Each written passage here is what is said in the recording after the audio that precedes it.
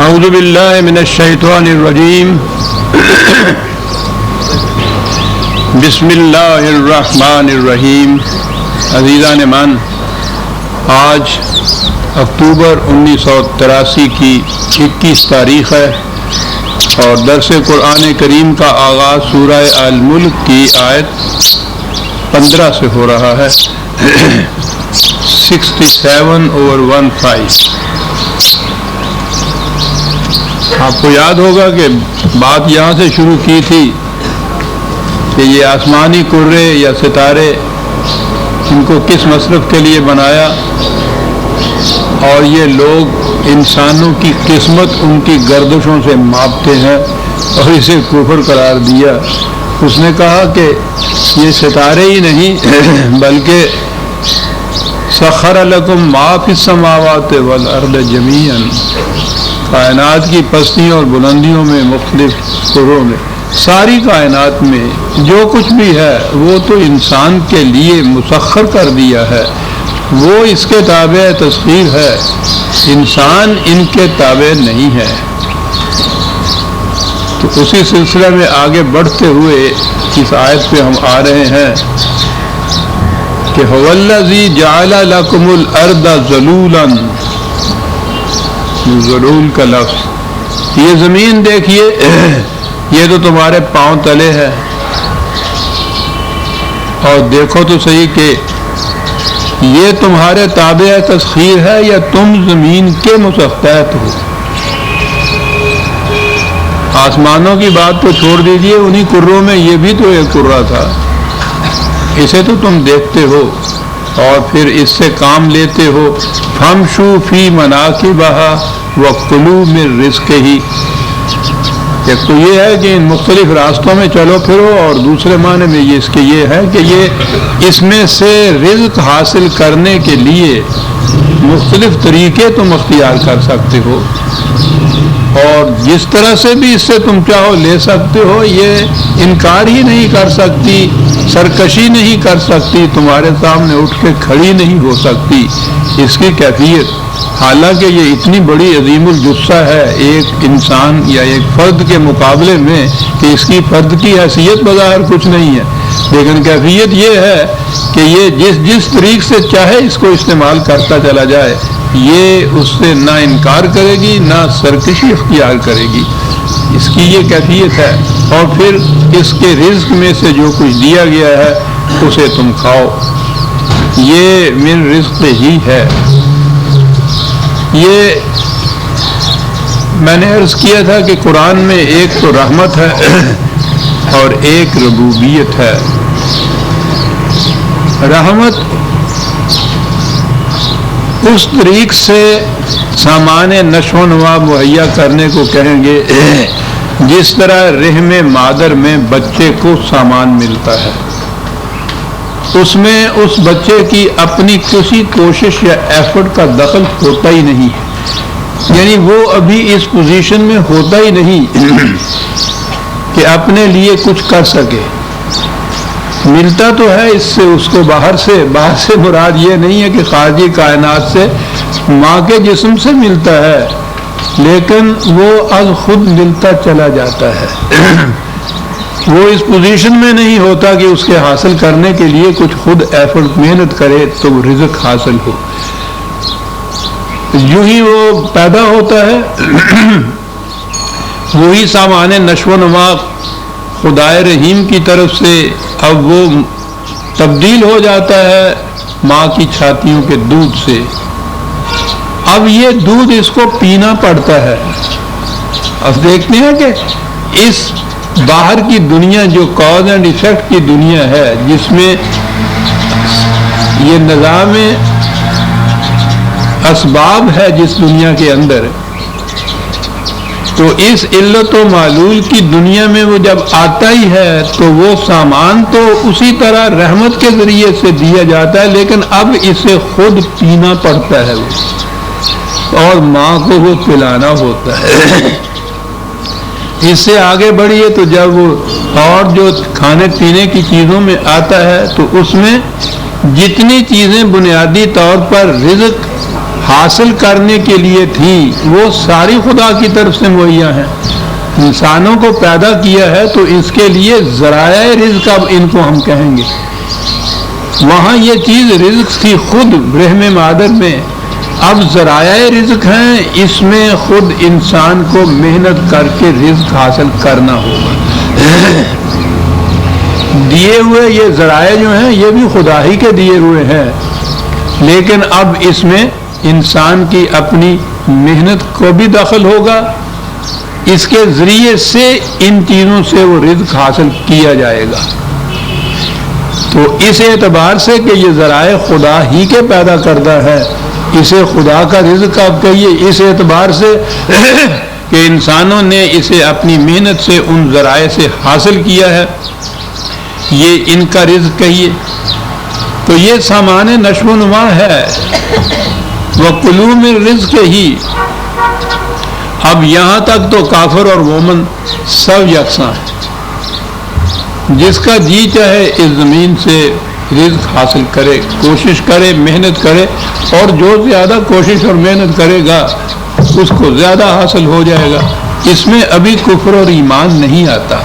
وہ آگے آتا ہے کہ جب یہ رزق حاصل ہو جائے تو پھر اس کی تقسیم کس طرح سے ہونی چاہیے. اصل چیز یہاں آتی ہے. یہ ہے مقام کفر اور ایمان کا. جو خدا کے اقدار اور قوانین کے تابع نہیں ہے وہ اپنی منشا، مقصد اور اپنے مفادات کے مطابق یہ انتظام کرتے ہیں، معاشی انتظام جسے آپ کہتے ہیں. اور اس کا نتیجہ یہ ہے کہ آج آدھی سے زیادہ دنیا رات کو بھوکی سوتی ہے، اور جنہیں کچھ ملتا بھی ہے وہ ایسا ہے کہ ان بڑے لوگوں کے کتوں کو جو کچھ ملتا ہے وہ ان کے بچوں کے نصیب نہیں ہوتا. وہ ذرائع رزق خدا کے پیدا کردہ، اسی میں سے یہ سارا رزق حاصل ہوا ہے. اب یہ آگے بڑھ کے جب فرق پڑا ہے یہ ہے کفر اور ایمان کا فرق. دو لفظ قرآن نے یہاں کہے ہیں، وَإِلَيْهِ النُّشُورُ. اب ہمارے ہاں جو میں نے عرض کیا ہے کہ عام تراجم ہمارے ہاں جو ہوئے ہیں اس سے بات نہیں سمجھ میں آتی. ترجمہ جو بھی لکھیں گے آپ کہیں، اس کے بعد کہیں گے پہلے یہ دیکھیے کہ اس نے زمین کو تمہارے تابع فرمان بنایا، مختلف طریقے اختیار کرو اور اس میں سے رزق حاصل کرو. اب رزق حاصل کرنے کے بعد اس اگلی آیت کا ترجمہ کیا جاتا ہے کہ پھر مرنے کے بعد تم نے اسی کی طرف جانا ہے. یہ تو حقیقت ہے، جانا ہے، لیکن یہاں وہ اس کا ربط نہیں ہے. نشور کے معنی جو ہیں یہ مرنے کے بعد اس کی طرف جانا یہ کیا ہے، تو یہ ربط نہیں ملتا. رزق حاصل کرنے تک تو آ گئے، میں نے جیسا عرض کیا ہے کافر اور مومن صاحب آئے. اب آگے ایک فرق پیدا کر رہا ہے. نشور، نشر، یہ پھیلانے کو کہتے ہیں، وسعت دینا. یہ آپ ناشر کتابوں کا ہوتا ہے، نشر و اشاعت ہمارے ہاں لفظ استعمال ہوتا ہے. منشور پھیلائی ہوئی چیز کو کہتے ہیں. اس کے معنی پھیلانا، وسعت دینا، اور اس انداز سے دینا ہے جیسے کسی درخت پہ خزاں آ جائے اور اس کے بعد نئے پتے نکل کے جو اور پھیلیں شاخیں، ان کو بھی وہ نشور کہتے تھے عربی زبان میں. تو اب یہ جو اب رزق کا پھیلانا جو ہے یہاں بات آ گئی. الہ النشور، اب یہ خدا کے قوانین و اقدار کے مطابق پھیلایا جائے گا. کیا ربط ہے؟ زمین اس کی پیدا کی ہوئی ہے، انسانوں کی نہیں کی ہوئی. اسے اس کے تابع فرمان بنا دیا ہے کہ وہ سرکشی نہیں کر سکتی اس کے خلاف. بڑی چیز یہاں سے سامان ربوبیت لینا ہے، انسان نے محنت کر کے اس میں سے رزق حاصل کرنا ہے. زمین بھی کافر اور مومن سب کے لیے ہے، ذرائع رزق بھی سب کے لیے ہے. وہ اس میں سے محنت کر کے رزق بھی سب یکساں حاصل کر سکتے ہیں. اب آگے بات آ گئی، اگر وہ اس کا پھیلانا جو ہے، رزق کا تقسیم کرنا جو ہے، شاخ خزاں دیدہ کو بہار آلود بنانا ہے، اگر اس کے بعد تو الہ ہے. یہ خدا کی طرف رجوع کر کے وہاں سے یہ رہنمائی حاصل کرو تو اس طریق سے پھیلاؤ، یہ ہو جائے گا تو یہ سارا رزق آپ کا رزق حلال ہوگا، یہ اسلامی نظام ہوگا۔ اور اگر وہ انسانوں کی اپنی مرضی اور اپنے مفاد کے مطابق ہوگا تو یہ کفر ہو جائے گا۔ اگلی چیز ہے الہ النشور کی۔ کہا یہ جو تم پھر خود اپنے ہی نظام بناتے ہو، أَأَمِنْتُمْ مَنْ فِي السَّمَاءِ أَنْ يَخْسِفَ بِكُمُ الْأَرْضَ فَإِذَا هِيَ تَمُورُ۔ یہاں بھی عام ترجمہ کیا جاتا ہے کہ کیا تم اس سے ڈرتے، اس سے نہ ڈر ہو گئے ہو کہ جو آسمان میں ہے؟ تو اب اس کے معنی کیے جاتے ہیں خدا سے، من فی السماء جو آسمان میں ہے۔ ہمارے ہاں عام طور بھی اوپر والا کہتے ہیں خدا کو، وہ تو خیر مدارج کے اعتبار سے کہیے، خدا کے متعلق تصور جب آتا ہے تو اوپر کو نگاہ جاتی ہے، وہ دیکھ رہا ہے۔ لیکن جب ہم قرآن کا یہ لیں گے من فی السماء کے کہیں گے کہ جو سما میں ہے، تو اس نے تو کہا ہے ہوا معکم اینا ما کنتم، وہ تو ہر مقام پہ ہر جگہ ہے، جہاں تم ہو وہاں وہ ہے۔ اب اس کے متعلق یہ کہنا کہ وہ آسمانوں پر ہے، وہ تو الہ السماء بھی ہے، الہ الارض بھی ہے، زمین پہ بھی ہے، آسمان پہ بھی ہے۔ زمین اور آسمان کیا اس کی طرف تو سپیس یا مکان کی نسبت ہی نہیں کی جا سکتی کہ وہ کہاں ہے اور کہاں نہیں ہے۔ کہاں کا سوال تو مادی چیز کے لیے ہوتا ہے کہ وہ ایک وقت میں ایک ہی جگہ ہو سکتی ہے۔ تو خدا تو ان تمام ہمارے تصورات سے بلند و بالا ہے، اس لیے یہ بات نہیں کہ وہ آسمانوں پہ ہے یا وہ عرش پر بیٹھا ہوا ہے اور عرش آسمانوں کے اوپر ہے۔ وہ آپ کو یاد ہوگا پہاڑی بکروں کے سینگوں کے اوپر جو روایت آتی ہے، تو وہ یہ چیز نہیں کہ خدا سما میں بیٹھا ہوا ہے، اس سے کہا گیا کہ اس سے ڈرو، بلکہ سما قرآن کریم کی روح سے خدا کی طرف سے جو قوانین نازل ہوتے ہیں، اس کے لیے نازل ہونے کا جو لفظ اس نے کہا ہے وہ بلندیوں سے نیچے کی طرف آنے کی بات ہوتی ہے، نزول جسے کہتے ہیں آپ۔ خواہ وہ قوانین خداوندی فطرت کے ہوں، وہ بھی خدا ہی کے نازل کردہ ہیں، خواہ وہ انسانی دنیا کے لیے ہوں جو وحی کی روح سے انبیاء کو دیے گئے علیہ السلام، اور اب آخری مرتبہ وہ قرآن کے اندر محفوظ ہیں۔ تو یہ جو قوانین ہیں یہ انسانوں کے پیدا کردہ نہیں ہیں، نازل ہونے کی جہت سے اس میں یہ ہے کہ یہ اوپر سے تمہیں دیے جاتے ہیں۔ تصور صرف اتنا ہی ہے اس میں اوپر سے دینے کا کہ تمہارے اپنے پیدا کردہ نہیں ہے انسانوں کی دنیا کے، خدا کی طرف سے یہ دیے جاتے ہیں۔ تو یہ جو ہے من فی السماء کے متعلق کیا تم اس سے خائف ہو گئے؟ بات یہی ہے کہ قوانین خداوندی کی خلاف ورزی کرنے سے جو تباہیاں اور بربادیاں آتی ہیں، کیا اس سے تم نڈر ہو گئے ہو؟ کہ ذرائع رزق جو ہم نے پہلا لفظ جو ہے الحمدللہ کا وہ رب العالمین ہے، ربوبیت عالمینی ہے۔ جس تقسیم رزق کے اندر طبقات کی تقسیم آ جائے گی اور عالمینیت نہیں رہے گی، وہ رزق رب کا نہیں رہے گا، انسانوں کا ہو جائے گا، وہ کفر ہو جائے گا، وہ اسلام نہیں رہے گا۔ کہا تم جو پھر یہ ہماری بنائی ہوئی زمین، ہمارے پیدا کردہ جو ذرائع رزق ہیں، ان سے رزق حاصل کرنے کے بعد ہمارے پیمانوں کے مطابق اس کی تقسیم نہیں کرتے، اسے نہیں پھیلاتے، اپنے پیمانوں، اپنے قوانین، اپنے نظام کے مطابق پھیلاتے اور تباہیاں لاتے ہو، تم نڈر ہو گئے ہو اس چیز سے؟ تم کیا سمجھتے ہو کہ یہ ذرائع رزق اس نے پیدا کر دیے تو اب اس کا کوئی اس پہ تسلط و غلبہ نہیں رہا ہے؟ کہا سوچو تو صحیح، اگر وہ زمین کو ایسا کر دے کہ وہ بنجر ہو جائے ساری کی ساری، اس میں کسی چیز کے پیدا کرنے کی صلاحیت نہ رہے، کون سا دوسرا خدا لے گا جو اس کو زمین کو پھر پیداوار کے قابل بنا دے؟ ہم نے پیدا کیا اور ایسا پیدا کیا کہ اس میں کھیتی اگنے کا، رزق پیدا کرنے کی صلاحیت اس کے اندر ہم نے رکھ دی ہے، اور اگر اس صلاحیت کو سلب کر لیا جائے تو اس صلاحیت سے فائدہ اٹھانا جو ہے یہ تو انسان کے علم کی بات ہے، امپروو کرنا بھی اس کے علم کی بات ہے، لیکن وہ جو بنیادی طور پر اس میں صلاحیت یہ رکھ دی گئی ہے کہ وہ یہ رزق پیدا کرے گی، یہ تو کوئی انسان نہیں پیدا کر سکتا، یہ چیز مکینیکلی یہ نہیں ہو سکتا۔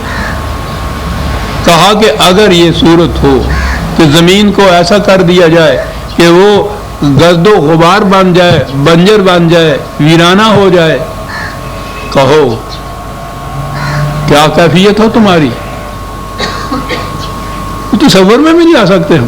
وہ تو کہیں تھوڑے تھوڑے قطعے زمین کے ایسے ہیں جو یہاں سیم تھوڑ سے ایسے ہو جاتے ہیں، مصیبت آ جاتی ہے اس ملک میں، اتنے ٹکڑے ہی اگر ایسے ہو جاتے۔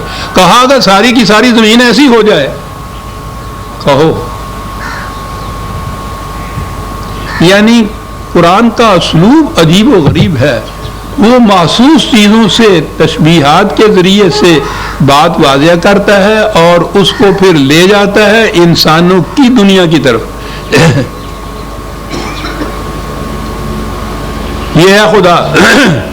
ام امنتم من فی السماء ان یرسل علیکم حاصبا فستعلمون کیف نذیر۔ ہاں سوچو تو صحیح، کس امن میں تم اس عرض کے اوپر ہو؟ کتنے کتنے بڑے عظیم کرے اوپر گردش میں ہیں، آرام سے تم بیٹھے ہو، اطمینان سے ہو۔ اگر ان کروں میں وہ کرے ٹکڑے ٹکڑے ہو جائیں یا ان کروں سے زمین پر پتھر برسنے شروع ہو جائے، کہاں سر چھپاؤ گے تم؟ زمین کے بنجر بننے سے تو بھوک سے مرو گے، کچھ دن تو زندہ رہ سکو گے، اور اگر کہیں کسی وقت اس ساری زمین کے اوپر سے پتھروں کی بچھاڑ شروع ہو جائے تو وہ تو 2 منٹ کے اندر ختم ہو سکتی ہے انسان کو۔ یہ رزق بھی دیا اور یہ امن بھی دیا تمہیں، تو اس سے تم اندازہ نہیں لگاتے کہ یہ کنٹرول کرنے والی کوئی اور ہستی ہے ان چیزوں کے، اور وہ ایسی ہستی ہے کہ اس کا انسانوں کے ساتھ یہ تعلق ربوبیت اور رحمت کا ہے کہ اس نے یہ کچھ بنایا ہے تو پھر اس کے بعد یہ کچھ نہیں ہوتا، اس لیے تم امن میں بھی رہتے ہو، تمہیں رزق بھی میسر رہتا ہے۔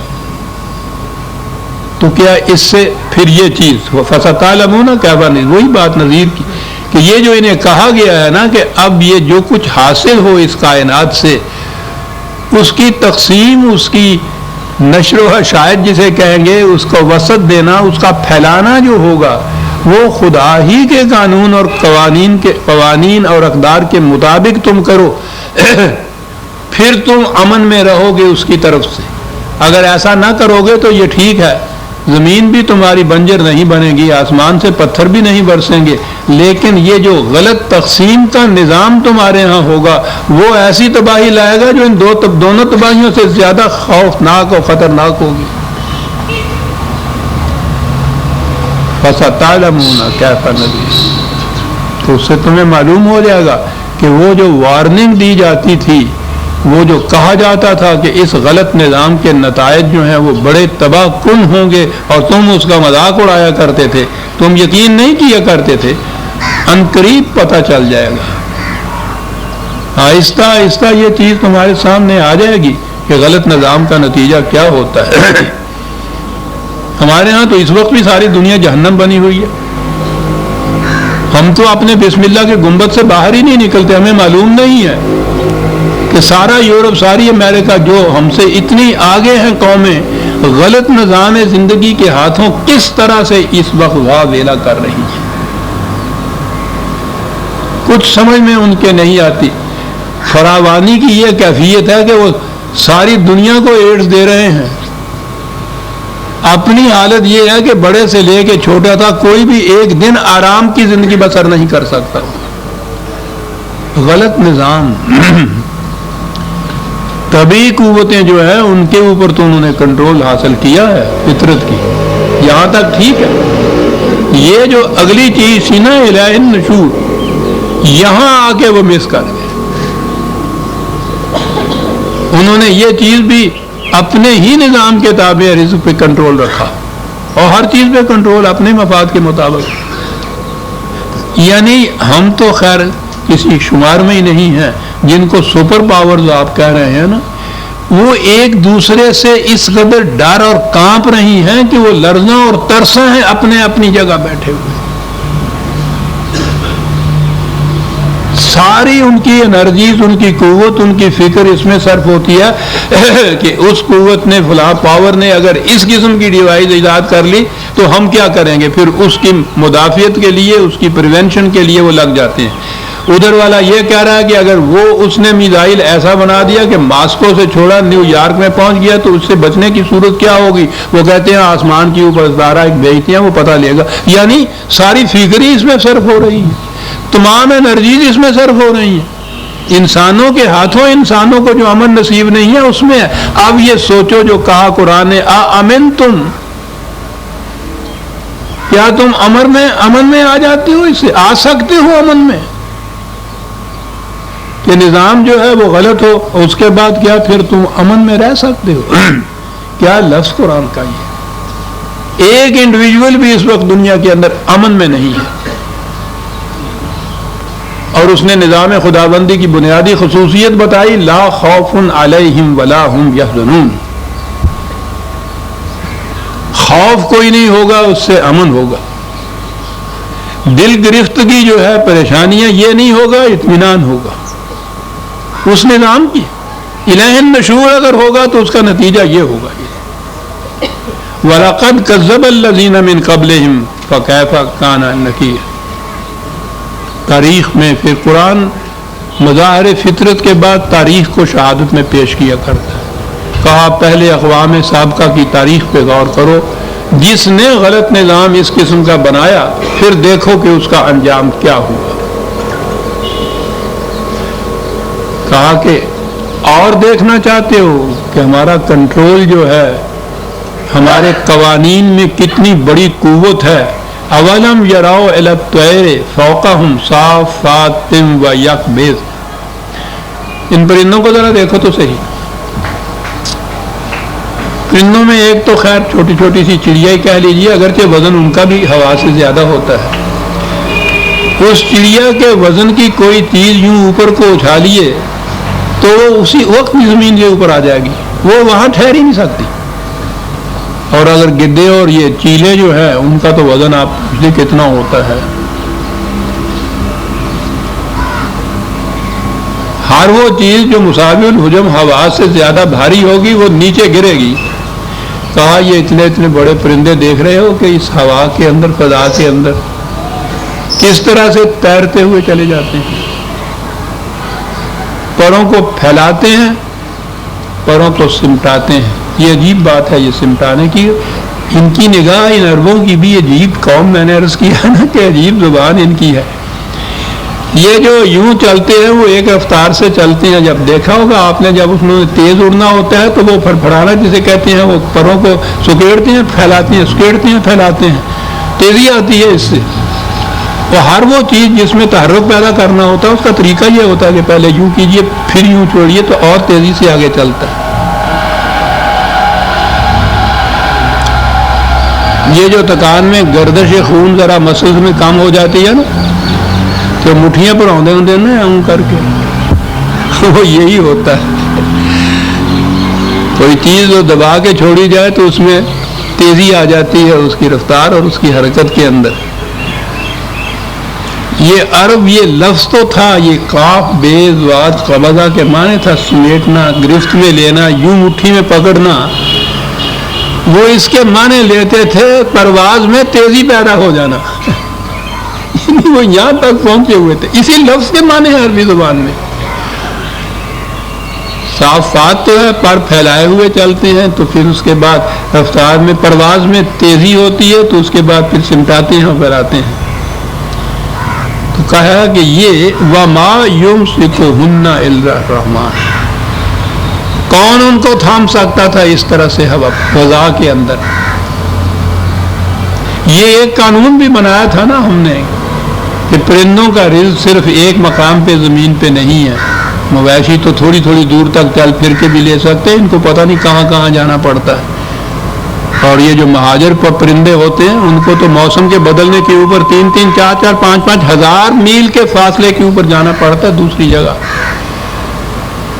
پرندوں کے رزق کو اس طرح سے بنایا تو ان کی ساخت ایسی رکھ دی کہ وہ اس فضا کے اندر معلق رہ سکتے ہیں, اڑ سکتے ہیں, تیزی سے ایک جگہ سے دوسری جگہ جا سکتے ہیں. دیکھا تم نے انہو بکل شیء بصیر. یہی نہیں کہ اندھا دھند اس نے کچھ پناہ دیا, تخلیق کر دی اور پھر اس کے بعد ان کو چھوڑ دیا. نہیں, وہ سب کچھ دیکھتا تھا. کس قسم کی مخلوق کے تقاضے کس قسم کے ہیں سارے ہی اس نے ساتھ رکھ دیے, قوانین پیدا کر دیے. کہو امن ھذا الذی ھو جند لکم ینصرکم من دون الرحمن, کہ اگر خدا یہ کچھ کرے تو تم ایک فرد تو ایک طرف رہا, کوئی ایسے لشکر بھی ایسے ہو سکتے ہیں جو تمہاری مدد خدا کے مقابلے میں کر سکیں. کوئی فوجیں ایسی لا سکتے ہو تم؟ سوال ہی نہیں. زمین رزق پیدا کرنا بند کر دے تو دنیا کی تو فوج بھی باقی نہیں رہے گی. کہا ایک فرد نہیں, فوجیں بتاؤ, کوئی لشکر لے آؤ کہیں خدا کے مقابلے میں. لیکن قوانین خداوندی سے انکار کرنے والے ان الکافرون الا فی غرور,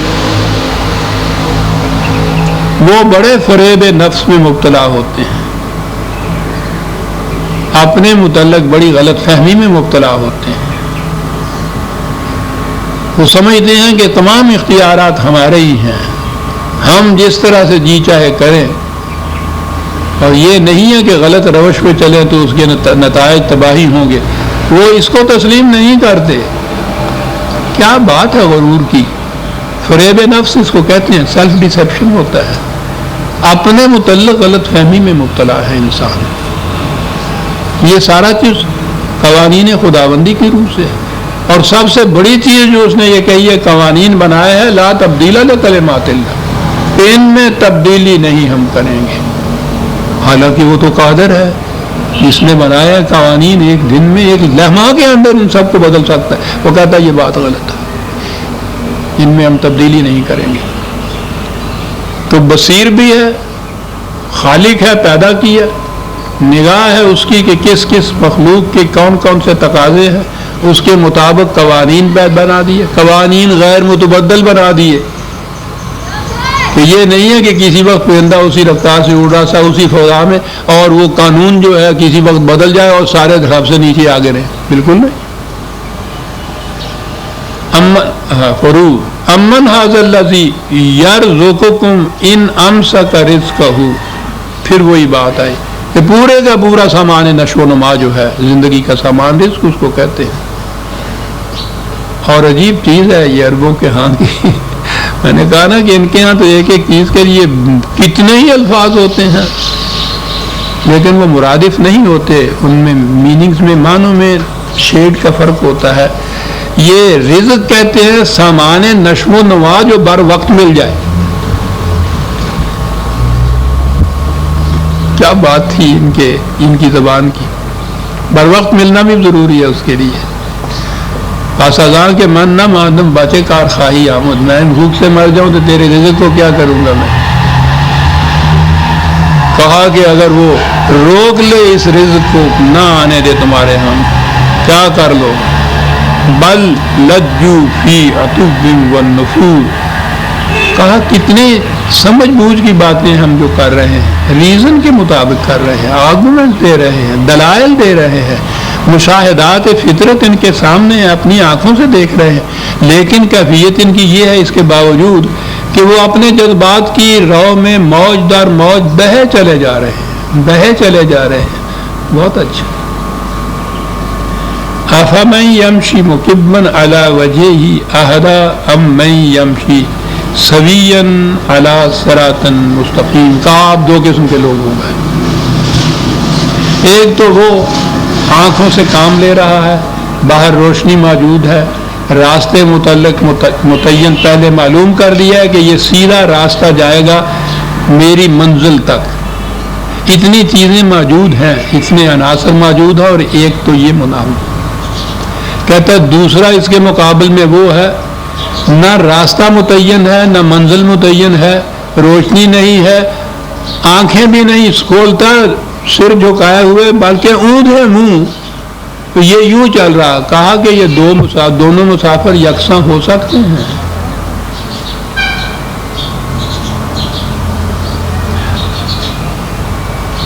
اب یہ جو چیز تھی کہ یہ آنکھیں کھول کر چلنے والا، یہ منزل مقصود تک پہنچے گا۔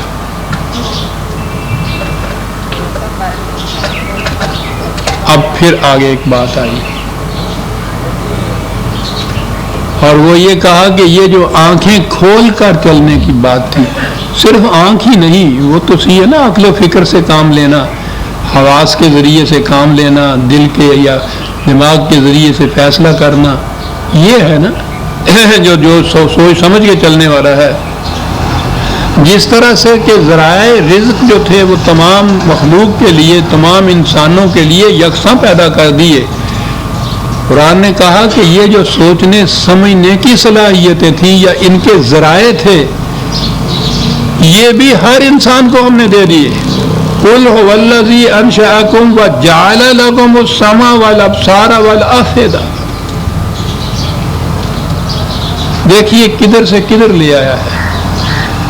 زمین کے ذرائع رزق کے انسانوں کی دنیا کی طرف آیا اور کہا یہ کہ سوچ سمجھ کر آنکھیں کھول کر چلنے والا اور اندھا دھند چلنے والے برابر نہیں ہو سکتے، اور آنکھیں کھول کر چلنے والوں کے متعلق کہا کہ ہم نے انسان کو پیدا کیا تو ہر انسان کو ہم نے دیکھنے سننے، یہ جتنے بھی آپ کے یہاں حواس خمسہ جن کو ہم کہتے ہیں نا، تو قرآن عام طور پہ یہ دو چیزیں نمایاں طور پہ ان میں بیان کرتا ہے، ورنہ وہ تو ہے نا دیکھنا، سننا، سونگھنا، چکھنا، چھونا، ان کو کہتے ہیں 5 حواس خمسہ۔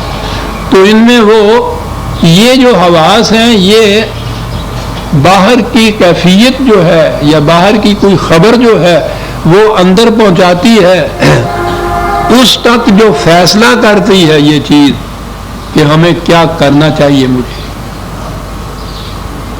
یہ ذرائع ہیں ہمیشہ، جن کو حواس کہتے ہیں، اب سینسز جن کو کہا جاتا ہے، یہ ذرائع ہیں باہر کے احوال اور کیفیات کو اندر تک پہنچانے کی۔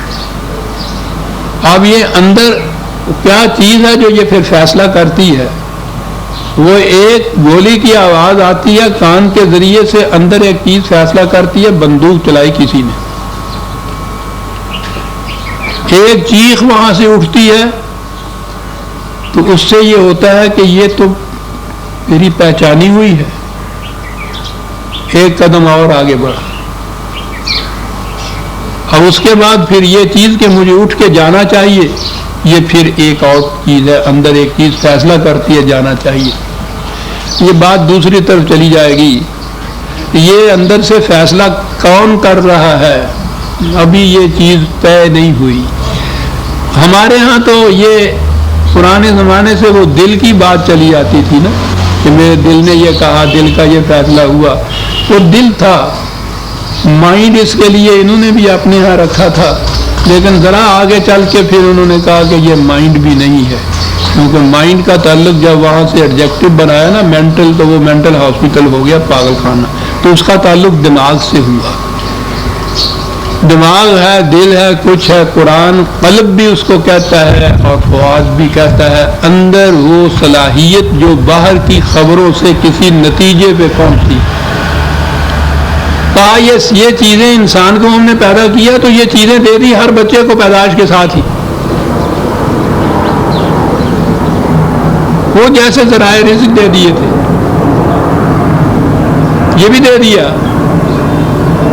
اب آگے جس طرح سے کہ ان ذرائع رزق سے حاصل کردہ رزق کے متعلق ہے کہ وہ کیسے استعمال کیا جاتا ہے، سوال یہی ہے کہ یہ جو تمہاری صلاحیتیں ہیں علم حاصل کرنے کی، انہیں کس طرح سے تم استعمال کرتے ہو، کس مصرف میں لاتے ہو، کس مقصد کے لیے استعمال کرتے ہو، قلیلم ما تشکرون، بہت تھوڑے انسان ہیں جو ان کا صحیح استعمال کرتے ہیں۔ نہ رزق کی صحیح تقسیم ہوتی ہے، نہ علم یا ذرائع علم کی کا مصرف صحیح ہوتا ہے، بہت کم۔ کہا قل هو الذی ذرأکم فی الارض وإلیہ تحشرون، ان سے کہو کہ زمین میں تمہیں اس نے پیدا کیا، ساری زمین پہ، ساری دنیا پہ تم پھیل گئے، اتنی آبادیاں وسیع ہو گئی، پھیلے ہوئے ہو۔ ٹھیک ہے، پھیلے ہوئے ہو تو بظاہر ایسا ہے کہ مثلا ہمارے پاکستان کے کسی گاؤں کا ایک فرد، افریقہ کے کسی گاؤں کا ایک حبشی، دونوں میں کوئی کسی قسم کا نسبت نہیں، تعلق نہیں، واسطہ نہیں، بظاہر کوئی شے نہیں۔ کہا لیکن ایک چیز پھر اس کے باوجود انسان اور انسان یا مختلف افراد میں یہ جو بودھ ہے ایک دوسرے کے خلاف اتنے پھیلائے ہوئے کہ وہ قطب شمالی میں ایک ہے، دوسرا قطب جنوبی میں ہے، اس بودھ کے باوجود انسان ہونے کی جہت سے دونوں میں ایک قدر مشترک ہے۔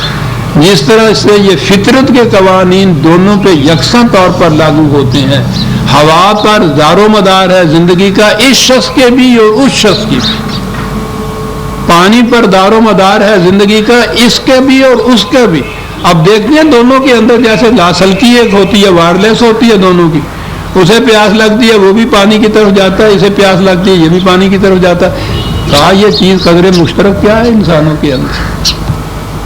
کہا اسی طرح سے یہ جو فزیکل لاز یا یہ طبی زندگی سے متعلق قوانین ہیں، انسان کی انسانی زندگی کے متعلق بھی قوانین ہیں، اور وہ یہ ہے کہ ظالم کی کھیتی پنپ نہیں سکتی۔ جیسے پانی کے بغیر زندہ نہیں رہ سکتا قانون ہے، ظالم کی کھیتی پنپ نہیں سکتی قانون ہے، اور دنیا کے تمام انسانوں کے اوپر یہ قانون جو ہے اس کا اطلاق ہوتا ہے۔ یہ نہیں ہے کہ مشرق کے ظالم جو ہے ان کو پکڑا جائے گا اور مغرب کے ظالم کو نہیں پکڑا جائے گا، فرعون کو پکڑا جائے گا اور اس دور کے فرعونہ جو ہیں ان کو نہیں پکڑا جائے گا۔ قانون ہے، اور یہ قانون ہر انسان پر اطلاق اس کا ہوتا ہے۔ یہ نا ذرأکم فی الارض وإلیہ تحشرون، اب یہ وہاں نشر کا لفظ آیا تھا، یہاں حشر کا لفظ ہے۔ ہمارے ہاں تو حشر اور نشر دونوں کٹھے ہی قیامت کے اوپر ہے۔ میں پھر بار بار اس کو دہراتا ہوں اور دہراتا جا رہا ہوں کہ مرنے کے بعد کی زندگی پر ہمارا ایمان ہے، لیکن یہ سارا کچھ مرنے کے بعد کی زندگی سے متعلق نہیں ہے۔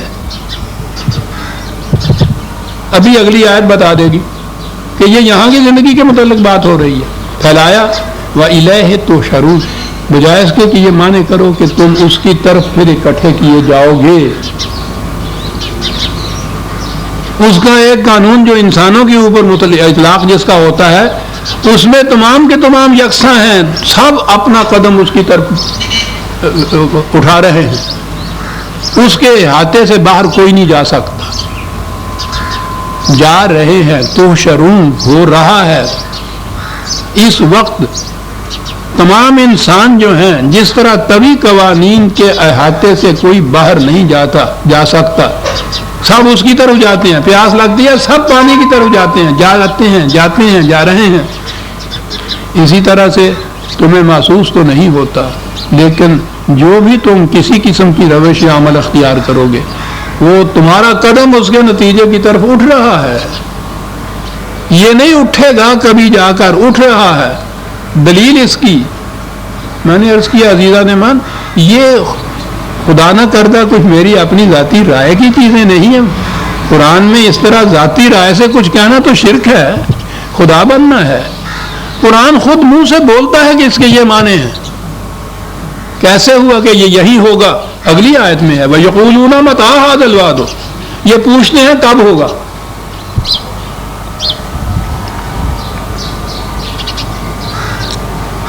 ان کنتم صادقین، کہتا کہ اگر تم سچے ہو اپنے اس دعوے میں کہ ظالم کی کھیتی پنپ نہیں سکتی، تو بتاؤ ظالم تو پنپ رہا ہے،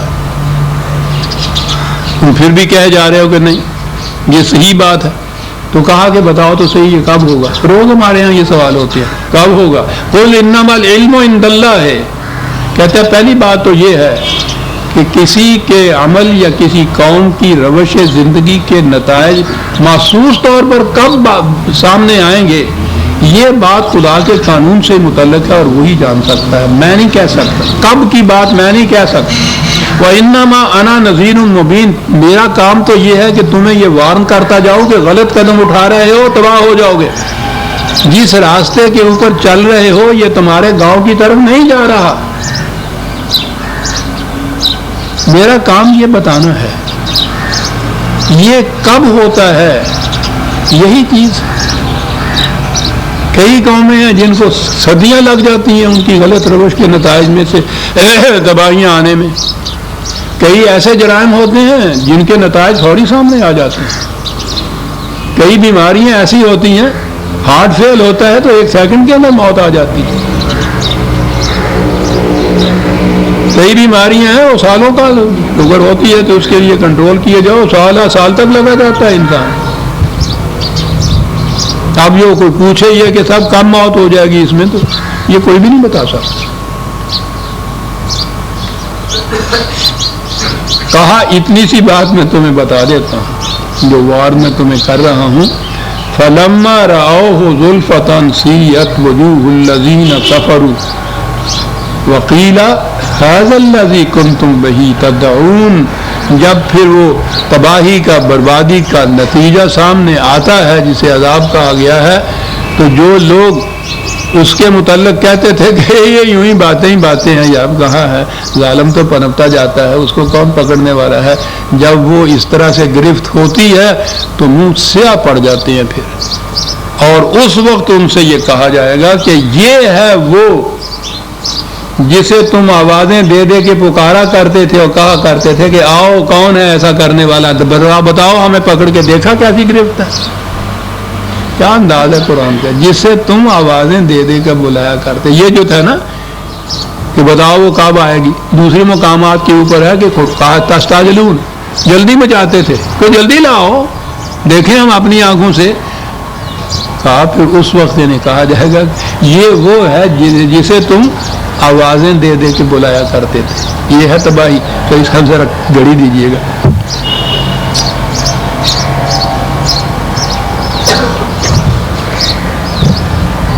نظر بھی کوئی آتا ہے کہاں سے 9:45 سے میں بتا دوں گا. 9:45 ٹھیک ہے.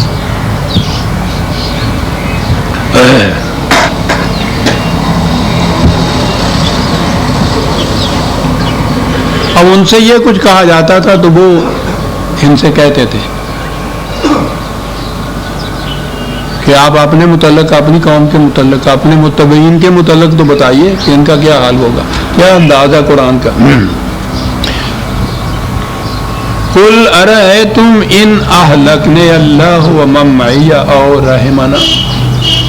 کہا اسے چھوڑو تم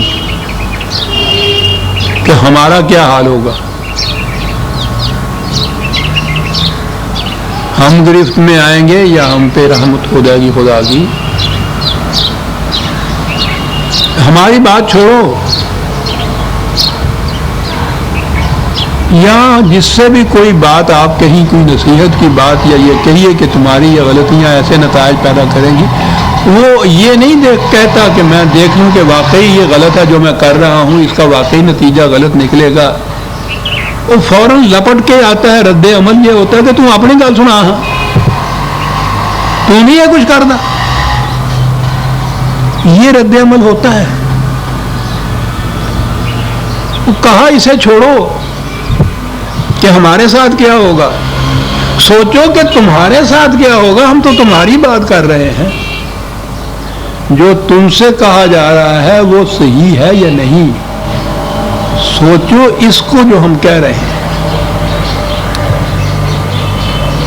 افمن یجیر الکافرین من عذاب علیم. سوچو یہ کہ جو ان قوانین کی صداقت سے انکار کرتے ہیں جب ان کے نتائج غلط روش کے سامنے آئیں گے تو سوچو یہ کہ وہ کون ہے جو تمہیں بچا لے گا اس سے. یہ کہہ کے مطمئن نہ ہو جاؤ ہم سے، یہ کہہ کے کہ تم اپنی بتاؤ کہ تمہارے ساتھ کیا ہوگا، وہ ہم سمجھ لیں گے کہ ہمارے ساتھ کیا ہوگا۔ کتنا عجیب انداز ہے قرآن کا، وہ بحث میں نہیں الجھتا، مناظرے نہیں کرتا، اس کے بعد شروع ہو جائے وہ کہتا ہے کہ ہماری تو چھوڑ دیجیے، تم سے جو کہا جا رہا ہے اس کے اوپر غور کرو کہ وہ صحیح ہے یا نہیں، اور اگر وہ صحیح ہے تو اس کا انجام، تمہارا انجام کیا ہوگا تم اپنے متعلق سوچو، ہماری بات چھوڑ دو۔ جہاں تک ہمارا تعلق ہے، قل هو الرحمن آمنا به وعلیہ توکلنا، ہماری سنتے ہم تو اس خدائے رحمان پر ایمان لاتے ہیں۔ اس پر ایمان لانے کے معنی یہ ہے کہ ہم نے یہ مان لیا کہ اس کے قوانین، اس کی رہنمائی، اس کی ہدایات برحق ہیں، صداقت پر مبنی ہے، وہ جیسا کہتا ہے ویسا ہو کے رہے گا، ہمیں یقین ہے ان چیزوں کے اوپر۔ ایمان کے یہ معنی ہوتے ہیں، ورنہ یہ نہیں کہ میں خدا کو مانتا ہوں دوسرا نہیں مانتا، فرق کیا پڑتا ہے؟ خدا نے جو کچھ ارشاد فرمایا ہے مجھے اس کی حقانیت اور صداقت پر یقین ہے کہ وہ ایسا ہوگا۔ وعلیہ توکلنا، اور ہمارا اعتماد اور بھروسہ بھی اسی کی بتائے ہوئے قوانین کے اوپر ہے۔ اس کی غلط روش سے تباہی آتی ہے، اور اس کے بعد اس سے بچنے کا جو طریقہ ہے جو اس نے بتایا ہے، ہمیں اس پہ بھی اعتماد ہے کہ ویسا کریں گے تو بچ جائیں گے۔ یہ ہے ہماری بات جو پوچھتے ہو ہم سے کہ تم بتاؤ تمہارا کیا ہوگا، یعنی کہ ہم تو یہ کرنے والے ہیں۔ جن کی یہ کیفیت ہو ان کو کس قسم کا ڈر ہو سکتا ہے؟ صداقت پر ایمان اور اس کی نصرت کے اوپر اعتماد، اس لیے ہم تو امن میں رہیں گے۔ اور باقی رہی یہ بات جو میں نے عرض کیا تھا نا کہ یہ بات اسی دنیا کے اندر بھی یہ نتائج جو آتے ہیں قرآن ان کو بھی فَسَتَعْلَمُونَ مَنْ هُوَ فِي ضَلَالٍ مُبِينٍ، تم جلدی جان لو گے، یہ بات تمہارے علم میں آ جائے گی، جلدی آ جائے گی۔ تعلمون، یہ باین بائی بھی جسے انگریزی میں کہتے ہیں نا، وہ بھی چیز ہو جاتی ہے کہ بتدریج یہ بات غور کرو گے تو سمجھ میں آ جائے گی کہ غلط قدم اٹھ رہا تھا اور اس کے نتیجے غلط پیدا ہو رہے تھے، یوں بھی آ جائے گا، لیکن بہرحال سوف تعلمون فستعلمون، یہی نظر آ جائے گا کہ کون گمراہی میں تھا، کون صحیح حالت میں تھا۔ یہی سامنے آئے تو کچھ فائدہ بھی اس کا ہونا کہ اصلاح کر سکتا ہے، پھر انسان بچ بھی سکتا ہے۔ لیکن اگر ایسا وقت ہو کہ اس میں اس کی گنجائش ہی نہ ہو پھر کہ اصلاح بھی کی جا سکتی ہے، تو پھر اس کے بعد اس کی سمجھ میں آیا بھی تو کیا آیا پھر؟ سوف فستعلمون سوف تعلمون، یہی معلوم ہو جائے گا۔ قل ارأیتم، پھر وہی بات آ گئی، قل ارأیتم ان اصبح ماؤکم غورا فمن یاتیکم بماء معین۔ رزق کی بات پہلے کہی تھی زمین کی، کہا اس سے نیچے اتریے، پانی کو دیکھو، جعلنا من الماء کل شیء حی، قرآن نے کہا تھا زندگی کا مدار پانی پر ہے، ہر شے کو زندہ پانی سے کیا ہے۔ اور اب بھی یہ جو اوپر کے کروں کے متعلق یہ تحقیق ہو رہی ہے نا سائنٹیفک کہ وہاں آبادیاں ہیں یا نہیں، تو اس کے لیے پہلی چیز یہ ہے کہ وہاں کی جو مٹی ہے دیکھیے کہ اس میں نم ہے کہ نہیں، نمی جسے کہتے ہیں۔ نمی اگر ہے تو اس کے معنی ہے کہ پانی ہے، اور جو پانی ہے تو پھر امکان ہے اس چیز کا کہ زندگی ہوگی۔ 1300 سال پہلے قرآن کا بتانے والا کہہ رہا ہے کہ جہاں پانی ہوگا وہاں زندگی ہوگی۔ صحراؤں میں بھی جہاں دور دور تک پانی نہیں ہوتا، کہیں کوا اڑتا ہوا نظر آ جائے تو وہ پہچانتے ہیں کہ ہاں یہاں کہیں ہے پانی، کیونکہ اگر وہ پانی نہ ملے اس کو تو وہاں کوئی جینے والی شے جو ہے، کوئی لیونگ جس کو آپ کہتے ہیں، وہ ہو ہی نہیں سکتی۔ کہا جس پانی پہ تمہاری زندگی کا مدار ہے، اور پھر وہ اولی مخاطب تو وہ عرب تھے، جن کے صحراؤں میں دور دور تک کنواں نہیں نکلتا تھا، ان کا تو مدار یہ چشموں کے اوپر تھا۔ کہا یہ چشمے کی کیفیت ہماری دیکھو کہ پانی کتنا نیچے ہوتا ہے، تمہیں پتہ نہیں ہے، لیکن تمہاری زندگی کا مدار اس پہ ہے، تو ہم نے اس میں صلاحیت رکھی ہے کہ وہ اوپر کو ابلتا ہوا چشمہ باہر آ جاتا ہے، پانی باہر آ جاتا ہے۔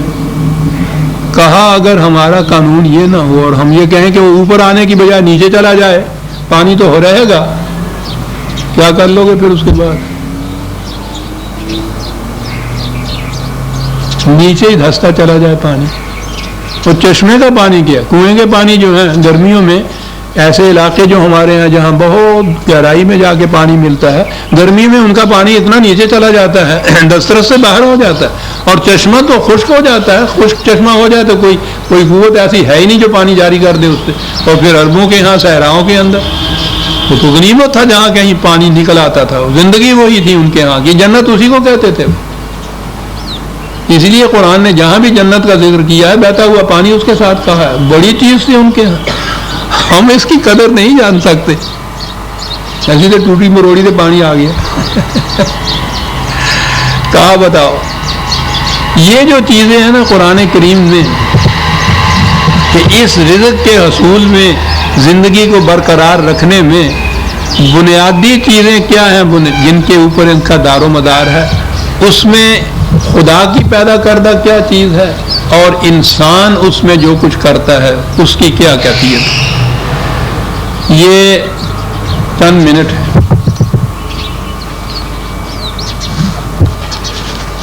سورہ الواقعہ کی 56 سورت کا نمبر ہے، چند آیات ہیں، 63 سے بات شروع ہوتی ہے اور وہ 73-74 تک جاتی ہے۔ عجیب انداز میں تقابل کیا گیا ہے خدا کی پیدا کردہ چیز اور اس میں انسان کی محنت جو ہے، یہ دو ملے گی تو پھر وہ رزق بنے گا نا، ذرائع اس کے دیے ہوئے، محنت انسان کی۔ افرأیتم ما تحرثون، کہا کبھی تم نے غور کیا ہے جو کچھ تم بوتے ہو، تحرثون، حرث بونے کو کہتے ہیں، سوئنگ جس کو کہتے ہیں، بوتے ہو تم اس کو، کیا کرتے ہو تم؟ اچھا بھلا دانا ہوتا ہے اس کو تم مٹی میں ملاتے ہو، یہ کرتے ہو، اور اس کے بعد انتم تزرعونہ ام نحن الزارعون، یہ ہے نا عربی زبان، وہ حرث تھا، یہ ذرا ہے زراعت جسے کہتے ہیں۔ کہا ہے کہ اس دانے میں سے کونپل جو نکلتی ہے وہ تم کھینچ کے نکالتے ہو یا ہمارا قانون ہے جس کی روح سے یہ نکلتی ہے؟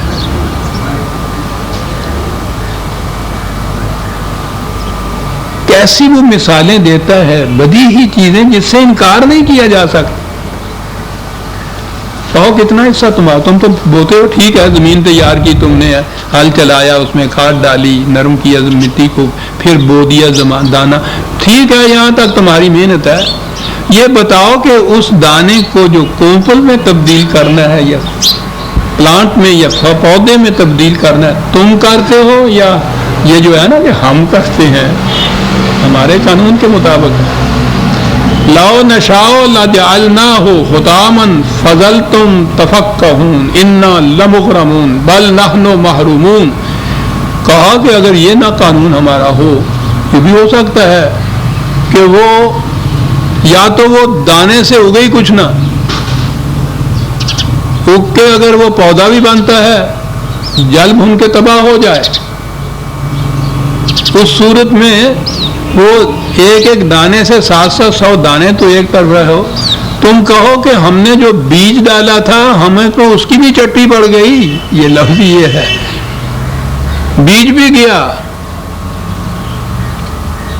یہ کہو کہ اگر وہ ہمارا قانون ساتھ نہ دے اس کے تمہاری محنت کے، تو تنہا تمہاری محنت کیا کر لے؟ افرأیتم الماء الذی تشربون، یہ پانی جس کو تم پیتے ہو، جس پہ زندگی کا دار و مدار ہے، اانتم انزلتموہ من المزن ام نحن المنزلون، بنیاد تو پانی کی بارش کے اوپر ہے، مقطر پانی پینے کے قابل کشید کیا ہوا۔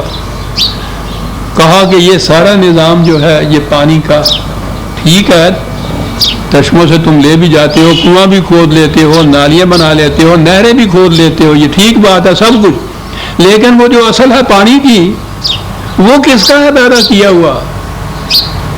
یہ تو تمہارا انتظام ہے سارا، جتنا تمہاری کوششیں اس کے انتظام کے لیے ہیں، پیدا تو تم نہیں کرتے، ہم پیدا کرتے ہیں۔ اور پھر تمہاری کھیتی کے لیے، اس کے بغیر کھیتی نہیں تمہاری اگ سکتی۔ اور پھر پانی بھی ایسا لاؤ، نشاؤ جعلناہ اجاجا فلولا تشکرون، اگر وہ سارا پانی سمندر کے پانی کی طرح کھاری ہو، نہ پی سکو نہ کھیتی اگ سکے۔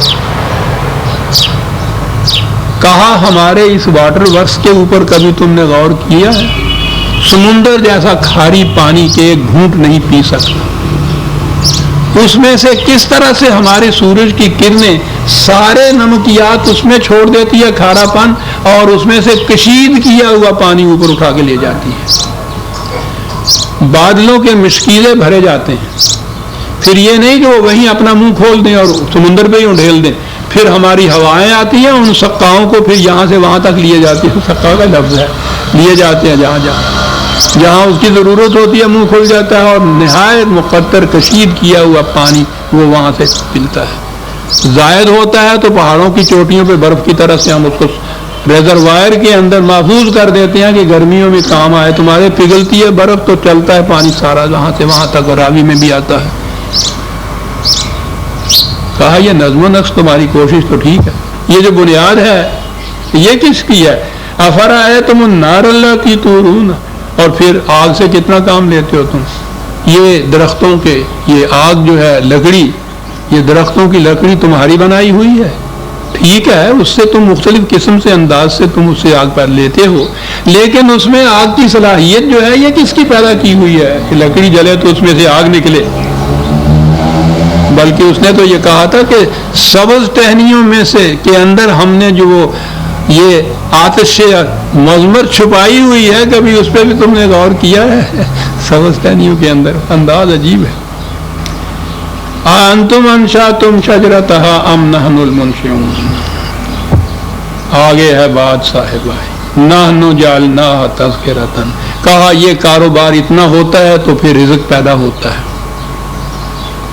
کہا تمہارا اور ہمارا مشترکہ تھا نا یہ معاملہ جو تھا، یہ بزنس، یہ کاروبار، تم نے کوشش کی، ہم نے وہ جو سامان تھا وہ مہیا کیا، ہے نا بات؟ تو تقاضا ہے نا دیانت داری کی، کاروباری کا، کہ پھر بانٹ لیا جائے اس کو، ہمارا حصہ ہمیں دے دیا جائے، تم اپنا حصہ لے لو۔ تم تو کوشش کے مطابق حصہ لے سکو گے نا، انویسٹمنٹ ساری جو بنیادی ہے وہ تو ساری ہماری ہے۔ کیا بات ہے، جلنا تذکرہ، ہم نے یہ سب کچھ بیان کیا ہے کہ تمہیں سمجھائیں کہ معاملہ کیا ہے یہاں، ہمارا حصہ ہمارے حوالے کرو، جب تم دیانتدار ایماندار کاروباری ہو سکو گے، نہیں دو گے تو ہم آئندہ انویسٹ نہیں کریں گے۔ تیار کر لینا رزق، کس طرح سے تیار کرو گے؟ ایک لفظ میں بات آ گئی، ہمارا حصہ ہمیں دو۔ کہا کہ مولا آپ تو نہ ہمارے سامنے ہیں، نہ کھاتے ہیں، نہ پیتے ہیں، تو یہ آپ کا حصہ کیا ہے، کس کو دیں؟ کہا متاع للمقوین، بھوکوں کو جا کے دے دو، ہم تک پہنچ جائے گا۔ اور لفظ بھی آیا ہے متاع، متاع ہوتا ہے اتنا سامان جو مسافر اپنے ساتھ لے جائے، زائد نہ کمر پہ لاتا ہو، ہوڈ کرنے کے لیے، جمع کرنے کے لیے نہیں، زندہ رہنے کے لیے، جیسے مسافر لے جاتا ہے نا، یہ دے دو ہمارا حصہ ان کو۔ یہ کاروبار بزنس جو ہے آنےسٹی کے اوپر مبنی ہوگا، دیانتدار بنو، ایسا نہ کرو گے یاد رکھو تو پھر ہم اپنا ہاتھ کھینچ لیں گے۔ اور وہ ہاتھ کھینچنا تو نبی اکرم صلی اللہ علیہ وسلم کی وہ حدیث چمکتی ہوئی ہے کہ جس بستی میں کوئی ایک فرد بھی رات کو بھوکا سو گیا، اس بستی سے خدا اپنی حفاظت کا ہاتھ کھینچ لیتا ہے۔